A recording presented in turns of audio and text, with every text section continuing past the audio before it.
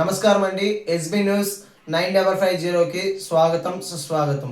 ఏ రోజు వార్త ఆ రోజు మనకు అప్డేట్ కావాలంటే ఎస్బీ న్యూస్ 9550 ఛానల్ను మీరు సబ్స్క్రైబ్ చేసుకుంటే ప్రతిరోజు వార్త మీకు అప్డేట్గా ఉంటుంది. ఏ విధంగా ఇది చేసుకుంటారు, ఏ విధంగా వాళ్ళు తన రంగు మార్చుకుంటారు అనేది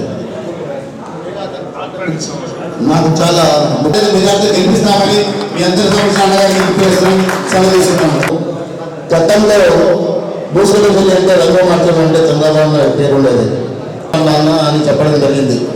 ఇప్పుడు రఫీ గారు మన వాళ్ళకు ధైర్యం ఇచ్చి ఏమైనా సరే మేము ముందుండి మిమ్మల్ని నడుపుతాం, మేము ఉండామని చెప్పి ఒక ధైర్యాన్ని కల్పిస్తాం. కానీ ఇప్పుడు మా అధినాయకుడు గౌరవ జగన్మోహన్ రెడ్డి గారి మా అధినాయకుడే ఈ విధంగా చెప్పడం వల్ల ఖచ్చితంగా మా నాయకుడు మాట్లాడాల్సిన కోరుతున్నాను.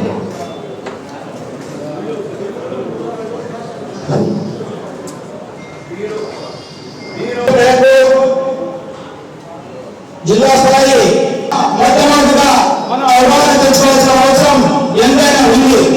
అదే కార్యక్రమాన్ని ప్రతి కుటుంబానికి మనము వారు ఏర్చబోయింది అందరికీ ఖచ్చితంగా రాలేదు. ఆ ఇల్లు కూడా పోయి మనం ప్రతి ఒక్కరం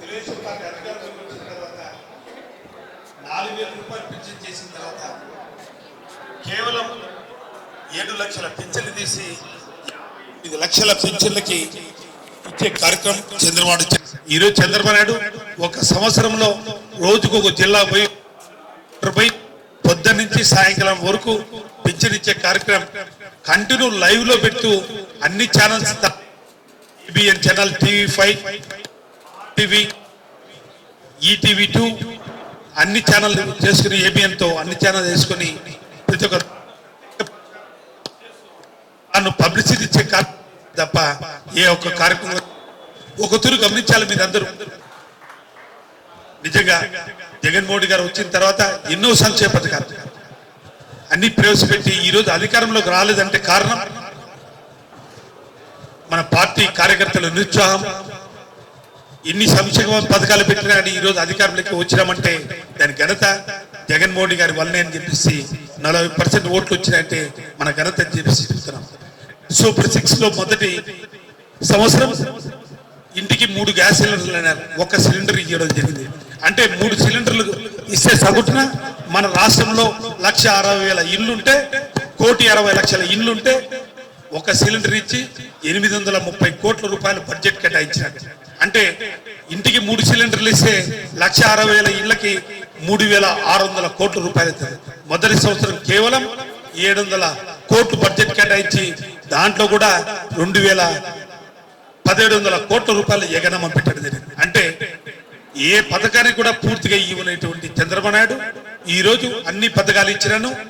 ఎవరిన మాట్లాడితే నాలిక మందం అంటాడు, అంటే నాలిక కోస్తా అంటే తన పథకాలు ఇచ్చే చెప్పినవన్నీ కూడా అన్ని చేశాడంట. ఇంకా ఏమీ లేవంట. ఏమున్నా కానీ నిరుద్యోగ యువతకి 20 లక్షల మందికి ఉద్యోగ అవకాశాలు ఇస్తానన్నాడు. లేకుంటే నిరుద్యోగ వృత్తి 3,000 రూపాయలు ఇస్తాడు. అంటే 20 లక్షలు ఇంటూ 3,000 రూపాయలు వేసుకుంటే సగుటున 6,000 కోట్ల రూపాయలు ఇవ్వాలి. మొదటి సంవత్సరం ఎగనమ్మ పెట్టాడు. రెండో సంవత్సరం వచ్చేలాగా పూర్తిగా అన్ని ఇచ్చేసాను, అన్నిటికి P4 అనుసంధానం అంట. P4 అంటే ఏంది? Peoples private public participation P4 system అంటే ఉన్న వాళ్ళ దగ్గర డబ్బు తీసుకొని లేని వాళ్ళకి ఇస్తాడు. అంటే చంద్రబాబు డబ్బు ఉంది 70,000 కోట్లు ఉంది అంటే అతని ఆస్తిలో మనం పూర్తిగా ప్రజలకు పార్టిసిపేట్ చేస్తే 70 లక్షల మందికి ఇవ్వచ్చు. రాష్ట్రంలో ఎవరైనా చేయాలంటే P4 కింద ముందు చంద్రబాబు ఆస్తి అంతా ప్రజలు మిగతా వాళ్ళ దగ్గర ఇవ్వాలని చెప్పేసి మనం ఛాలెంజ్ విసురుతున్నాం. అంటే అన్నిటికీ మోసాలే. నిన్న చెప్తాడు స్కూల్లో పేరెంట్స్ మీటింగ్ పెట్టి లోకేష్ 10లో వచ్చింది తల్లికి వందనం అంటాడు. సిగ్గుండారా చెప్పేదానికి కూడా అమ్మ ఒడి అనే పథకాన్ని తల్లికి వందనం పెట్టి అది లోకేష్ 10లో పుట్టిందంటాడు. నిజంగా ఈ ఆలోచన ఎప్పుడు వచ్చిందంటే నేను గర్వంగా చెప్పుకోవాలి. ఆ దిగుమతి డాక్టర్ వైఎస్ రాజశేఖర్ గారు చనిపోయిన తర్వాత ఒకరోజు మన ముఖ్యమంత్రి మాజీ ముఖ్యమంత్రి జగన్మోహన్ రెడ్డి గారితో నేను ట్రావెల్ చేసేప్పుడు కారులో ఆయన చెప్పడం జరిగింది 2009-10లో తండ్రి రాజశేఖర్ రెడ్డి గారు సంక్షేమ పథకాలు పెట్టాడు. ఆయన పెట్టిన దాంట్లో 10% ఇప్పుడు అమ్ములైన సురేష్ నేను వచ్చిన తర్వాత అధికారంలోకి వస్తే నేను ముఖ్యమంత్రి అయితే తన తండ్రి ప్రవేశపెట్టిన సంక్షేమ పథకాలు కొనసాగిస్తూ తిరిగి నేను అమ్మకు ఓడైన పథకం నేను స్టార్ట్ చేశానంటే జగన్మోహన్ రెడ్డి గారు బొమ్మని పొగ పెట్టక ముందే కాంగ్రెస్ పార్టీని వీడాలని ఆలోచన చేసినప్పుడే అతను మధ్యలో పుట్టిన పథకమే తల్లికి వందనం. ఆ రోజే జగన్మోహన్ రెడ్డి గారి ఆలోచనలో వచ్చితే ఈ రోజు ఇదికి లోకేష్ కి తల్లికి వందనం ఆయన మధ్యలో వచ్చినదని అన్ని అబద్ధాలు మాటలు చెప్పే కార్యక్రమం చేయడం జరుగుతుంది. ఎన్ని ఆలోచన చేయాల్సిన అవకాశం, ఇన్ని సంక్షేమ పథకాలు పెట్టి మనం ఈ రోజు ప్రతిపక్షంలో ఉన్నాం. కారణం తప్పు చెప్పకూడదు, తప్పు చేయాలా, చేసే విషయాన్ని మనం ప్రజలకు తెలియపరచాలా, చెయ్యింది చెప్పకూడదనే మాట మీద నిలబడిన వ్యక్తి ఎవరంటే జగన్మోహన్ రెడ్డి గారు. ఇచ్చాడో ఇచ్చినవన్నీ కూడా ప్రజలన్నీ ఆశీర్వదించినా కానీ ఈరోజు ప్రజల్లో మనం అధికారం రావాలంటే కారణం మనలో నిరుత్సాహం మనలో కలిగింది. కాబట్టి మన కార్యకర్తలు సరైన ఓట్ బ్యాంకింగ్ వేయించలేదు కాబట్టి మనం ఓటమి చెందినాం. ఉదాహరణకి మన అంజద్ బాషా తీసుకుందాం. ఓటమి చెందింది 18,000 ఓట్లతో. మన కడప నగరంలో 286 బూతులు అంటే దగ్గర 300 అంటే బూతుకు 50 ఓట్లు. 286 ఇంటూ 50 బూతులు 50 ఓట్లు 18,000 చిల్లర అంటే బూతుకు 50 ఓట్లు. మన కార్యకర్తలు మనం కృషి చేసి ఖచ్చితంగా అంజద్ బాషా గెలిచిండోడు. కారణం ప్రతి ఒక్కరు కూడా సైనికుల్లాగా పనిచేయాలి. జగన్మోహన్ రెడ్డి గారు ఎన్నో పథకాలు పెడుతున్నారు. ఆ పథకాల్లో కూడా మనం అందరం లబ్ధి పొందుతున్నాం. ప్రజలకు చేయాల్సిన మేలుని ప్రజలకు తెలియపరిచి ప్రజల్ని చైతన్యం చేసి బూత్ లెవెల్లో తేవాల్సిన కార్యకర్తలు మనం నిరుత్సాహంగా ఉండకూడదు. సైనికుల్లాగా పనిచేయాలి. ప్రతి ఒక్కరం కూడా సైనికులుగా పనిచేసి కార్యకర్తలు ఖచ్చితంగా జగన్మోహన్ రెడ్డి గారు గుర్తిస్తున్నారు కాబట్టి ఇలియాస్ ఒక state Gulf white state director పదవి అనిపించినాడు. ఈసారి పార్టీకి పట్టుకొమ్ము లాంటి కార్యకర్తల్ని విస్మరించాను. పార్టీ కార్యకర్తల్ని గుర్తించుకుంటాను. ఖచ్చితంగా ప్రజలకి ఇప్పుడు జరిగిన అన్యాయాన్ని ప్రజలకు తెలియపరచండి. ఇది మన కోసం కాదు ఈ కార్యక్రమం చేసేది. బాబు షూరిటీ మోషన్ గ్యారెంటీ అనేది జిల్లా లెవెల్లో స్టేట్ లెవెల్లో ఫస్ట్ మీటింగ్ మేయర్లకి అందరికి మీటింగ్ పెట్టి జిల్లా మీటింగ్ పెట్టడం జరిగింది. జిల్లా మీటింగ్ లో శాసనసభ్యులు అందరం పాల్గొని జిల్లా అనుమతి సంఘాల జిల్లా అధ్యక్షులు జిల్లా బాడీ మీటింగు మన కడపలో జరగడం జరిగింది. మన అసెంబ్లీ కాన్స్టిట్యూషన్ లెవెల్లో మన మీటింగ్ జరిగింది. ఈ రోజు ఇలియాస్ ఆధ్వర్యంలో ఈ కస్టమ్ డివిజన్ లో north zone custom community Ilyas Reddy ఆధ్వర్యంలో జరుగుతుంది. కార్యకర్తలకి సైనికులాగా మనం పనిచేసి 50 డివిజన్లకి 50 డివిజన్లు వైఎస్ఆర్ కాంగ్రెస్ పార్టీ విజయదుంది మోగించేదానికి మీరందరూ కూడా కృషి చేయాలని ఈ కార్యక్రమాన్ని విస్తృతంగా ప్రజలకు తీసుకోవాల్సిన అవకాశం మీ మీద మీ భుజ సంబంధాల పైన పెడుతున్నాం. మరి ఈ 3వ విడత కింద మండల స్థాయి అంటే మనకు మా నియోజకవర్గానికి మండలాలు ఉండవు కాబట్టి మన నియోజకవర్గాన్ని 4 జోన్లుగా విభజించడం జరిగింది. మరి north zone, south zone, east, west అని చెప్పి 4 జోన్లుగా విభజించడం జరిగింది. దాంట్లో మరి ఈరోజు మొట్టమొదటి సమావేశం మరి నార్త్ జోన్ మరి ఇలియాస్ అన్న ఆధ్వర్యంలో, ఆయన ఈ నార్త్ జోన్ కు సంబంధించి అధ్యక్షుడు, ఆయన ఆధ్వర్యంలో మరి ఈరోజు ఈ సమావేశాన్ని ఏర్పాటు చేసుకోవడం జరిగింది. మరి ఇప్పుడు ఈ వక్తలందరూ కూడా అన్ని విషయాలు బాబు షూరిటీ మోసం, ఎందుకంటే తెలిసిన విషయం విషయమే. చంద్రబాబు నాయుడు ఎప్పుడు కూడా అతని జీవిత కాలంలో అందరికీ మోసం చేసిన వ్యక్తి. ఏ ఒక్కరికి కూడా అతను న్యాయం చేసిన పరిస్థితి లేదు. వాళ్ళ కుటుంబ సభ్యులకు కానీ, వాళ్ళ అక్క చెల్లెళ్ళకు కానీ, వాళ్ళ అన్నదమ్ములు కానీ ఎవరికి కూడా న్యాయం చేసిన వాడు కాదు. మరి అలాంటి వాడు ఈ రాష్ట్ర ప్రజలకు ఏ విధంగా న్యాయం చేస్తాడు? 14 నెలలు అయింది, ఎన్నికలు అయిపోయి 14 నెలలు అయింది. ఈ రోజుకి ఎక్కడ వేసిన గొంగలి ఎక్కడే ఉంది. ఈ రోజు మళ్ళీ ఏం చెప్తున్నారు అంటే, మళ్ళా పబ్లిసిటీ పిచ్చిలో మేము 20 కోట్లు శాంక్షన్ చేసుకొని వచ్చామని చెప్తుంది. ఎవరయ్యా చేసింది అది 20 లక్షలు 20 కోట్లు? జగన్మోహన్ రెడ్డి మేము 20 కోట్లు శాంక్షన్ చేసుకుని వచ్చాం. టెండర్లు కూడా పూర్తి చేశాం. కానీ ఆ కాంట్రాక్టర్ ఎవరైతే ఉన్నారో పనులు ప్రారంభించే ముందు ఆయన తండ్రి గారు చనిపోవడం జరిగింది. మనందరికీ కూడా తెలుసు, హిందూ సంప్రదాయం ప్రకారంగా మన ఇంట్లో ఎవరైనా చావు అయితే మరి కొన్ని నెలల పాటు ఒక పీరియడ్ ఉంటుంది. ఆ పీరియడ్ లో ఏ శుభకార్యం కూడా చేయము. మరి దానికి అది ఆగింది. మరి అలాంటిది ఇప్పుడు మీరు వచ్చిన తర్వాత మరి ఆ కాంట్రాక్టర్ ద్వారా మీరు ఎందుకు ఆ పని ప్రారంభించలేదో ఈ నగర ప్రజలకు సమాధానం చెప్పాల్సిన అవసరం ఉంది. ఎందుకు ఆ కాంట్రాక్టర్ కు కొనసాగించలేదంటే వాళ్లకు కమిషన్లు అక్కడ సరిపోలే, గిట్టలే.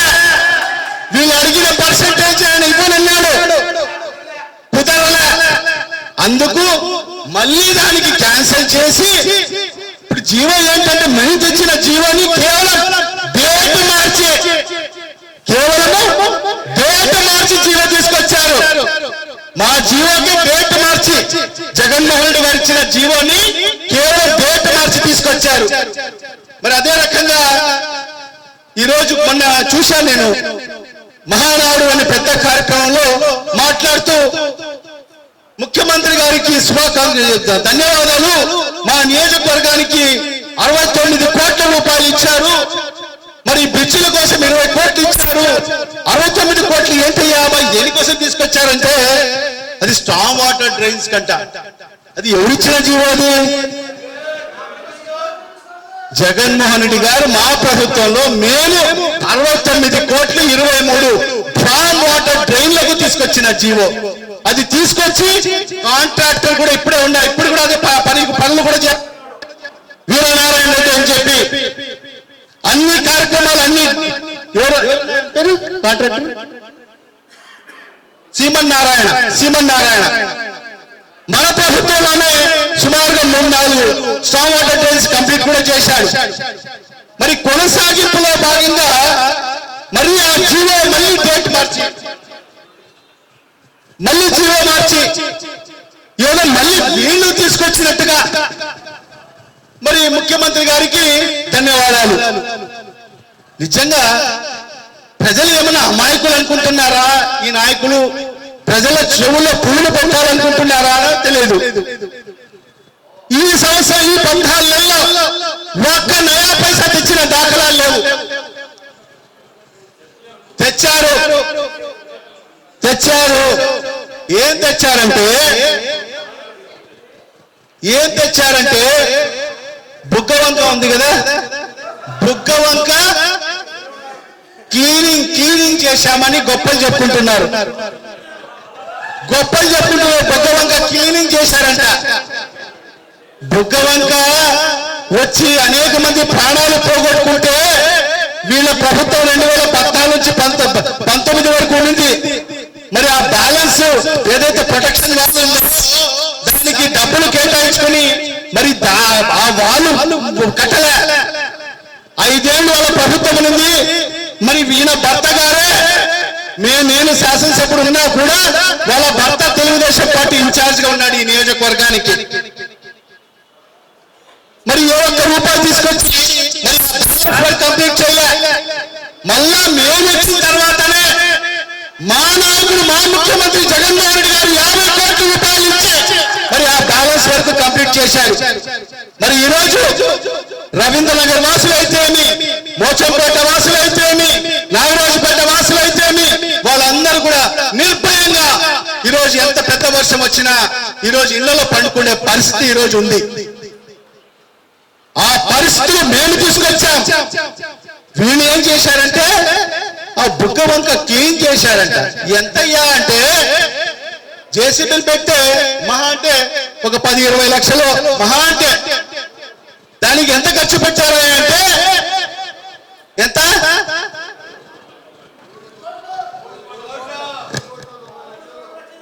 3,90,00,000 రూపాయలంట దానికి క్లీన్ చేసే దానికోసం జేసీబీలు పెట్టి. ఎవరి జోబుల్లో ఎంత డబ్బులు పోయారో దీనికి కూడా సమాధానం చెప్పాలి. 20 లక్షల రూపాయల పనికి 3,90,00,000 రూపాయలు ఖర్చు పెట్టారు. అది కూడా టెండర్లులే వాళ్ళకి వాళ్ళ ఇష్టం. ఒక 10 జేసీబీలు పెట్టేసి వారం 10 రోజుల్లో కంప్లీట్ చేసేసా. అది దాన్ని ఈరోజు వీడియోలు పెట్టుకొని మరి ఏదో బుద్ధవంతులకు మేము అన్ని 100 కోట్ల రూపాయలు వెచ్చించి ఇరుపక్కల మరి రోడ్డు వేసి వాల్ కట్టి వాళ్ళు ఎక్కడికి పోయారో. మరి ఈ రోజు వీళ్ళు మరి 20 లక్షల రూపాయలు ఖర్చించి మిగతా డబ్బులన్నీ కూడా తమ జోబుల్లోకి వేసుకొని మరి ఈ రోజు ఆ బుద్ధవంతుని మేము పూర్తిగా క్లీన్ చేసేసాము అని చెప్పి గొప్పలు చెప్పుకుంటున్నారు. మరి ఈ రకంగా దోచుకోవడం తప్ప వీళ్ళకి ఏమీ తెలియదు. ఇప్పుడు ఏదో చంద్రబాబు నాయుడు P4 అనే కొత్త పథకాన్ని తీసుకొచ్చాడు. ఆ P4 పథకం చంద్రబాబు నాయుడుకు ఎలా వచ్చిందంటే ముందు అది ఆ P4 పథకం మన కడపలో ప్రారంభమైంది. అది మా శాసనసభ్యురాలు గారు ముందు ఆ P4 ని మన కడపలో ప్రారంభించారు. ఎలా ప్రారంభించారంటే ఉన్నోళ్ళ కాడ నుంచి తీసి ముందు వీళ్ళ జోబులో పెట్టుకుని మళ్ళా పేదలకు ఇస్తారంట. ముందు స్టార్ట్ చేసింది ఏంటంటే ఈ నగరంలో ఎవరైతే డాక్టర్లు ఉన్నారో అందరూ కూడా లక్షల రూపాయలు తీసుకుని ఇక్కడ పెట్టాలి అని ఆదేశాలు ఇచ్చారు. అదేవిధంగా ఫార్మసీ షాపులు కానీ మరి ఏజెన్సీలు ఉండే వాళ్ళందరూ కూడా మరి వాళ్ళకు ఒక రేట్ పెట్టి మీరు తెచ్చి ఇక్కడ డబ్బులు కట్టాలి. మరి ఎవరైతే రియల్ ఎస్టేట్ వ్యాపారాలు చేస్తున్నారో వాళ్ళందరూ కూడా ఎకరాకి 1 లక్షలు తీసుకొచ్చి ఇక్కడ పెట్టాలి అని చెప్పి ప్రారంభించారు. ఇది చూసి కడపని ఆదర్శంగా తీసుకుని చంద్రబాబు నాయుడు గారు ఈ రాష్ట్రం అంతా కూడా అమలు చేశారు ఈ రోజు P4 పథకాన్ని. ఆయన కూడా మంచిదే కదా, ఆయన జోబు నుంచి ఏం పోదు కదా. ఇప్పుడు చెప్పినట్టుగా 2 లక్షల కోట్ల రూపాయలు ఆస్తి ఉంది. ఎవరైనా ముందు దానం చేయాలంటే ముందు చంద్రబాబు నాయుడు ముందు వచ్చి ముందు ఆ 2 లక్షల కోట్ల రూపాయలు నేను ముందు దానం చేస్తున్నాను అని చెప్పి ఇవ్వాలి. మరి ఆ రోజు చూసాం రాజధాని కోసం జోలి పట్టుకుని చంద్రబాబు నాయుడు ఇద్దరు భార్యాభర్తలు ముందుకెళ్ళి ఒక పబ్లిసిటీ స్టంట్ లో భాగంగానే మరి చంద్రబాబు నాయుడు గారి శ్రీమతి గారు తన చేతి నుంచి ఒక గాజు 2 గాజులు తీసి మరి రాజధాని కోసము మరి ఆ రోజు ఇవ్వడం జరిగింది. 2 లక్షల కోట్లు ఉంటే 2 గాజులు అంట రాజధాని కోసం. మరి ఇవన్నీ కూడా మనం ప్రజల్లోకి తీసుకెళ్ళాలి. మరి ఈ నగరంలో జరుగుతున్న అరాచకాలని కూడా మనం తీసుకెళ్ళాలి. మరి ఈరోజు ఏ విధంగా ఉందంటే మరి ఎవరన్నా లేఅవుట్ చేస్తే అది అక్రమమైన లేఅవుట్లు మా పార్టీలోకి వచ్చేయండి, వాళ్ళ పార్టీలోకి చేరిపోతే అది ఇల్లీగల్ ఇల్లీగల్ పోయి లీగల్ అయిపోతాయంట. వాషింగ్ మిషన్ అంట అది. మన పార్టీలో ఉండే వాళ్ళందరూ కూడా దుర్మార్గులు అంట, దొంగలంట. పార్టీ మారి పచ్చకండ వేసుకుంటానే వాషింగ్ మిషన్ లో నుంచి ఏ విధంగా కడిగి తెల్లగా అవుతాయి కదా బట్టలు, ఆ రకంగా వాళ్ళు తెల్లగా అయిపోతారంట. ఈ రకమైన పరిపాలన ఈ నగరంలో కొనసాగుతుంది. అందుకే ఇవన్నీ కూడా మనం ప్రజల్లోకి తీసుకెళ్ళాలి. ఇవన్నీ కూడా మీరందరూ కూడా మీ అందరితోనే సాధ్యం అవుతుందని చెప్పి కూడా ఈ సందర్భంగా తెలియజేసుకుంటున్నా. మరి ఈ సందర్భంగా మీకు అందరు కూడా ఒకటే విజ్ఞప్తి చేస్తున్నా. ఈరోజు వైఎస్ఆర్ కాంగ్రెస్ పార్టీ ఖచ్చితంగా కార్యకర్తలకు పెద్దపీట వేస్తుంది. ఇప్పుడే మా నాయకులందరూ కూడా చెప్పారు, మీరందరూ కూడా అభయం ఇవ్వాలి అని చెప్పి. ఖచ్చితంగా ఇవాళ ఈ వేదిక పై నుంచి కూడా మేమందరం కూడా మీకు అందరికీ అభయం ఇస్తున్నాం. ఎవరి మీదైనా మా కార్యకర్త మీద ఈగ వాలినా మేమందరం కూడా మేము ముందుంటాము, మీకన్నా మేము ముందుంటాము. అది క్షేత్ర స్థాయి వరకు కూడా మరి తీసుకెళ్లాల్సిన అవసరం ఉంది ఖచ్చితంగా. ఎందుకంటే ఇప్పటికే అన్ని చోట్ల వాళ్ళు చేస్తారేమో కానీ కడప నగరంలో ఆ సాహసం చేసే సాహసం ఏ నాయకుడికి కూడా లేదు, ఏ అధికారికి కూడా లేదు. ఇప్పటివరకు మనం చూసామా, పోలీసులు అన్ని చోట్ల చేస్తున్నారు. మరి ఇక్కడ అంత ధైర్యం ఉందా పోలీస్ డిపార్ట్మెంట్ కు మన నగరంలో? లేదు. ఈరోజు ఇక్కడ ఉన్న నాయకులకు అంత ధైర్యం ఉందా? లేదు. ఎందుకంటే వాళ్ళ కాడే ఎవరు లేరు. వాళ్ళు ఏదో దత్తత తీసుకొని నెల జీతాలు పెట్టుకొని వాళ్ళు ఏదో పెంచుకొని పోషించుకొని వాళ్ళతో పాటు తిప్పుకుంటున్నారు. కానీ వైఎస్ఆర్ కాంగ్రెస్ పార్టీ లేదు. ఈరోజు అభిమానంతో వస్తున్న కార్యకర్తలు వైఎస్ఆర్ కాంగ్రెస్ పార్టీ కార్యకర్తలు. ఇక్కడ ఎవరు కూడా పెయిడ్ ఆర్టిస్టులు ఎవరు లేరు. ఎవరికి ఒక నయా పైసా పార్టీ తరఫు నుంచి ఎవరికి మేలు జరిగింది లేదు. 5 ఏళ్ళు నష్టపోయినా మేమంతా జగన్ కు అండగా ఉంటామని చెప్పి ఈరోజు మన కార్యకర్తలు గుండె ధైర్యంతో ముందుకు వస్తున్నారు. అది వైఎస్ఆర్ కాంగ్రెస్ పార్టీ అంతే. జగన్మోహన్ రెడ్డి సైనికులు అంటే అది. ఖచ్చితంగా ఈరోజు మీకు అందరు కూడా మాటిస్తున్నాం, కడప నగరంలో వైఎస్ఆర్ కాంగ్రెస్ పార్టీ కార్యకర్తకు అన్యాయం జరిగితే ఖచ్చితంగా మేము ముందుంటామని చెప్పి కూడా ఈ సందర్భంగా మీకు అందరికీ కూడా తెలియజేసుకుంటూ మరి ఈ కార్యక్రమం విజయవంతం చేయాల్సిన బాధ్యత మరి ఇక్కడ ఉన్న వేదిక పైన నాయకుల పైన ఉంది. కాబట్టి